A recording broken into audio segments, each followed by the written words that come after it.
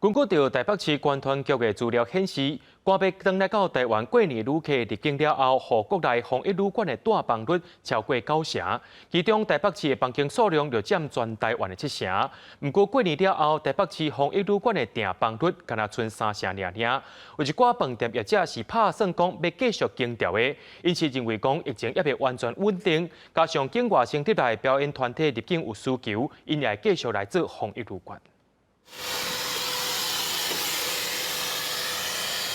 检疫者退房了后，房间会先关3天，但消毒大队消毒过了后，会搁关2天。等若饭店的人员要换房间进前，防疫组的人员会搁再入去消毒。对去年8月转做防疫旅馆的这间老饭店，前当做一般饭店，后壁当做防疫旅馆，到今已经服务超过2600位检疫者。春节期间，防疫的带房率5成左右，一般饭店只剩2成。在上周的时候，其实是我们这个防疫客的住房率最高的时候，大概都有到8成到全满。之后，在这2天开始陆续有大退房。现在目前剩下大概是10几间的这个台籍的客人，跟大部分的都是外国的客人。公关表示，做防疫旅馆的成本甲风险真悬，不如个有切国内也有防疫需求，像境外生和外国艺术团体入境等等，打算过年过要继续维持现状，分动做防疫旅馆。不如个台北市旅馆商业工会表示，准若规模较小的防疫旅馆，可能得爱量早思考转型。